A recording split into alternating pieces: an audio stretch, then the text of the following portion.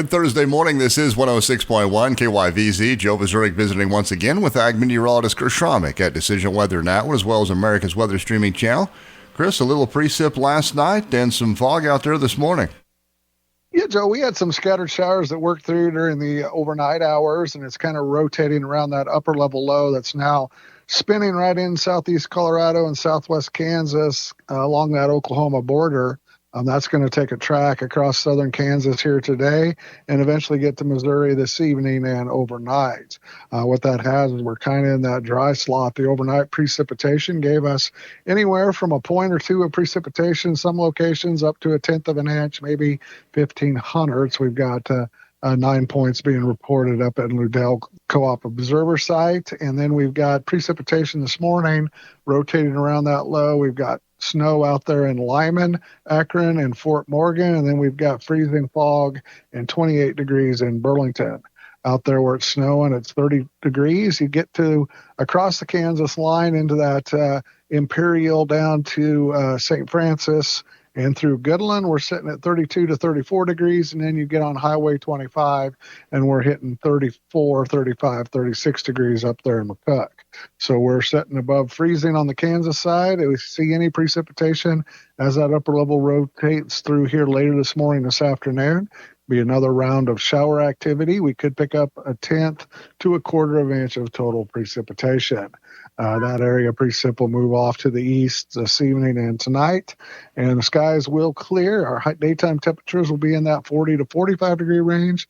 Lows tonight will drop 20 to 25, and these northeasterly winds at 5-10 miles per hour will turn to the west and eventually to the south tomorrow as high pressure builds in, and they'll be light at that 10 miles per hour, but that'll push our temperatures from those morning temps in the lower 20s all the way up into the upper 50s and near 60 in the afternoon. So we're going to have another one of those nice, sunny, beautiful days to get outdoors to end the week. As we go into the weekend, we could see 65-degree temperatures there on Saturday. Groundhog Day, we'll start to see some clouds in the afternoon. The groundhog should see its shadow in the morning, so potentially, if the lore is true, that means we'll have 6 more weeks of winter. However, we're going to be starting off on a warm note there. 1st of February in the middle 60s, maybe even hitting 70 will be something to keep an eye on. And then we get to that those clouds on Sunday afternoon will dampen the heating a little bit. We'll probably be in the upper 50s, low 60s. And then overnight temperatures starting there in the morning around 30, maybe even above freezing. And then Sunday night, they drop back into those lower to mid-20s. That'll be a cold front sinking south out of the Dakotas and Nebraska. We'll stall around the area Monday, Tuesday, and Wednesday. We could have 40, 50-degree temperatures to the south down there in Scott City, Dighton, Oakley, those places. And then you get to the north up here on 36, we'll be looking at temperatures in the 30s, maybe low 40s. And then with that upslope, southeasterly, easterly wind, those 3 days, Monday, Tuesday, Wednesday, one of those nights, probably Tuesday night, Wednesday night, early morning hours, we could have this freezing fog and drizzly type event like we're kind of seeing out there this morning. That could lead to some slickness, something to keep an eye on, because our over morning temperatures will be in the upper teens and low 20s, and the potential for some slickness would exist those days.